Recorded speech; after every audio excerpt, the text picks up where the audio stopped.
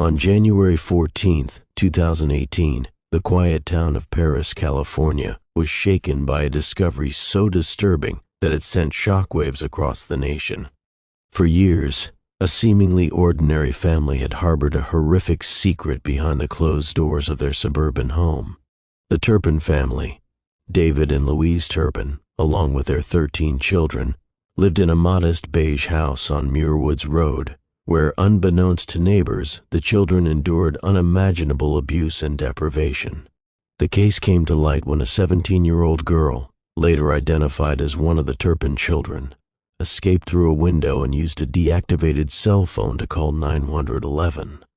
Trembling and frightened, she told the dispatcher she and her siblings were being held captive by their parents and that some were chained to their beds. The bravery of this teenager marked the beginning of the end of what was later described as a house of horrors. Police officers who responded to the scene were immediately struck by the girl's emaciated appearance. She was so small and frail that they initially thought she was only 10 years old. Her speech was halting and heavily influenced by a lack of formal education and socialization. When authorities entered the home, they found a grim tableau. The house reeked of human waste, rotting food was scattered about, and the living conditions were squalid. 3 of the siblings were found chained to furniture, others were filthy and underweight. One 12-year-old child weighed what a typical 7-year-old might. None of the children, ranging in age from 2 to 29, had ever seen a dentist, and only a few had ever been to a doctor.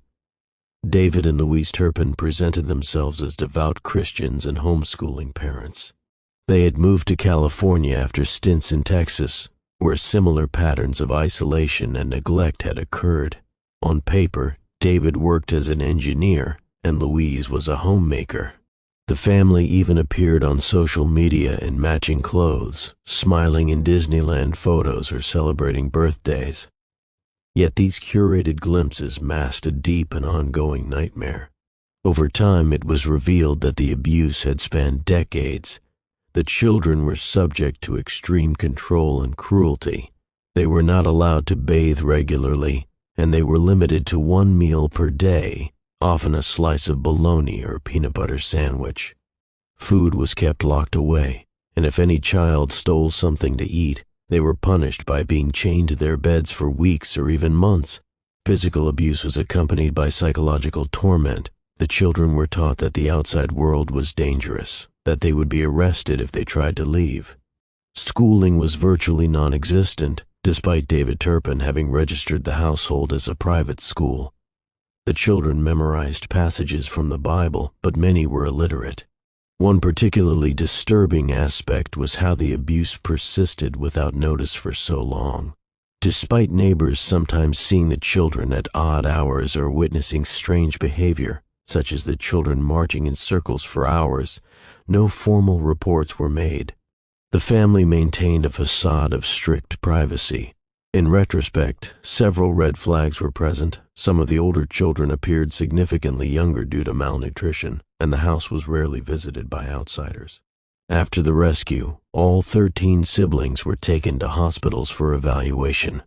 Doctors reported signs of severe malnourishment, muscle wasting, and developmental delays. Some of the adult children did not understand basic concepts like what medication was or how to cross a street. Yet their resilience was extraordinary. Medical staff described their politeness, curiosity, and desire to learn, traits that shone despite years of deprivation. In court, David and Louise Turpin faced 14 felony counts each, including torture, child abuse, false imprisonment, and cruelty to dependent adults.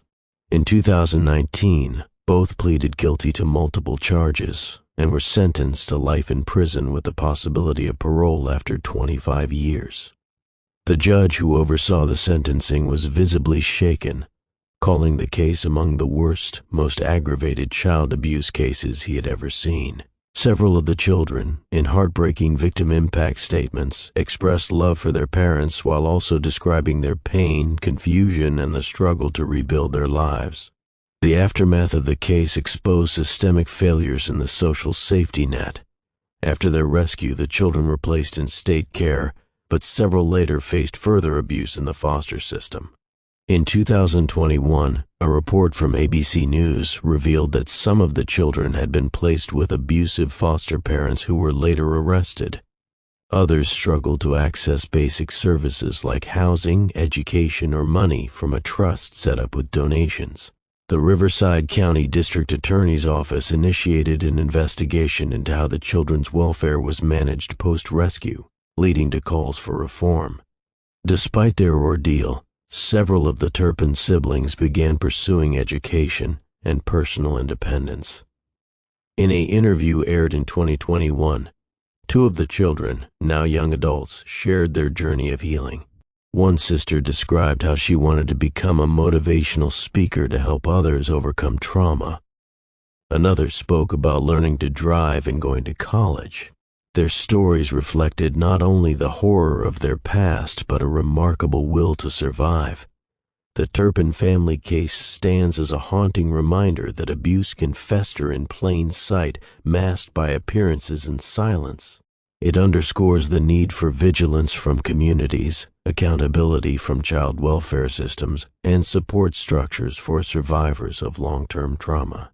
While the scars left by such abuse may never fully fade, the resilience shown by the Turpin children offers a glimmer of hope, proof that even in the darkest circumstances the human spirit can endure.